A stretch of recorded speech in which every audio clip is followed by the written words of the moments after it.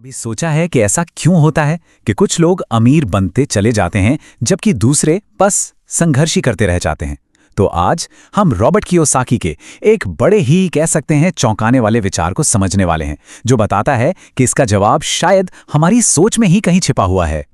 तो Robert Kiyosaki की शुरुआत ही होती है एक बहुत ही चौंकाने वाले बयान से। वो पैसे बचाने की तुलना टॉयलेट पेपर बचाने से करते हैं और इससे एक सवाल खड़ा होता है, क्या ऐसा हो सकता है कि जिस चीज़ को हम सबसे सेफ मानते हैं वो असल में उतनी ही बेकार हो? अब जरा इस स्लाइड को देखिए। एक तरफ जिम्बाब्वे का एक बेकार हो चुका नोट है और दूसरी तरफ अमेरिकी डॉलर। इसे देखकर ना मन में एक डरावना सवाल आता है, क्या एक दिन किसी भी करेंसी का यही हश्र हो सकता है? तो असली समस्या है क्या? कियोसाकी के हिसाब से हम में से ज़्यादातर लोगों को अनजाने में ही आप कह सकते हैं गरीब रहने के लिए प्रोग्राम कर दिया गया है, और ये प्रोग्रामिंग बहुत छोटी उम्र से ही शुरू हो जाती है। अब सवाल यह है कि ये प्रोग्रामिंग आती कहाँ से है? ये एक मिला जुला असर है उन सब बातों का जो हम स्कूलों में सुनते हैं, वो मान्यताएं जो हमें परिवार से मिलती हैं, और वो सामाजिक नियम जो हमारे चारों तरफ हैं। ये सब मिलकर हमारे पैसे से जुड़े हर फैसले को एक शक्ल देते हैं। अक्सर हमें पता भी नहीं चलता। और शायद यही वजह है कि हम अक्सर उन एथलीटों या लॉटरी विजेताओं के बारे में सुनते हैं जो सब कुछ गवा देते हैं। देखिए, ज्यादा पैसा कमा लेने से कुछ नहीं होता अगर वो अंदर की स्क्रिप्ट, वो सोच नहीं बदली जो हमारे खर्चों को कंट्रोल करती है। तो सवाल यह है कि इस छिपी हुई प्रोग्रामिंग को सामने कैसे लाया जाए? कियोसाकी इसका एक बहुत ही अनोखा तरीका बताते हैं, और वो है एक बोर्ड गेम। इस कैश फ्लो गेम को खास तौर पर हमारे वित्तीय ब्लाइंड स्पॉट्स को सामने लाने के लिए बनाया गया है। हाँ, पर यह कोई मामूली खेल नहीं है। इसका असली मकसद तो बस इतना है कि एक सेफ माहौल में यह पता चल सके कि असल में पैसे को लेकर हमारी सोच है क्या, हमारी वो छिपी हुई वित्तीय प्रोग्रामिंग क्या है। कहने का मतलब यह है कि कोई इंसान जिस तरह से इस गेम को खेलता है ना, वो सीधा सीधा आईना दिखा देता है कि वो अपनी असल जिंदगी में पैसे को कैसे हैंडल करता है। बिल्कुल उसके बर्ताव की एक साफ तस्वीर। तो असल में ये होता हुआ कैसा दिखता है? तो चलिए कुछ असल उदाहरणों से समझते हैं कि ये गेम कैसे लोगों के पैसे से जुड़े छुपे हुए सच को सामने लाता है। मान लीजिए एक प्लेयर है जो नुकसान से इतना डरता है कि एक बड़ा मौका हाथ से जाने देता है।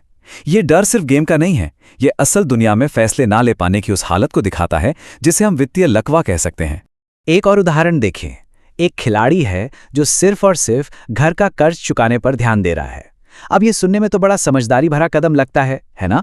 लेकिन इस खेल में और कियोसाकी की दुनिया में वो आय पैदा करने वाली संपत्ति बनाने के बड़े लक्ष्य से चूक रहा है।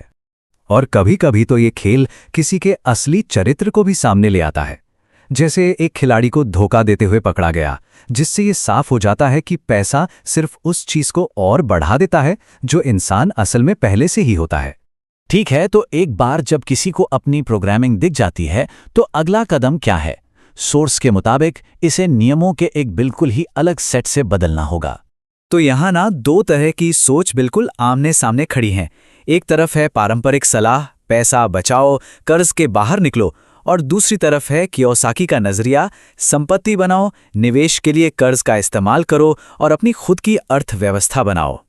तो इस नई सोच के हिसाब से बाजार में जब गिरावट आती है तो वो डरने की बात नहीं है, बल्कि वो तो एक अवसर है। जब हर कोई घबराकर बेच रहा हो, तब कम कीमत पर संपत्ति खरीदने का मौका।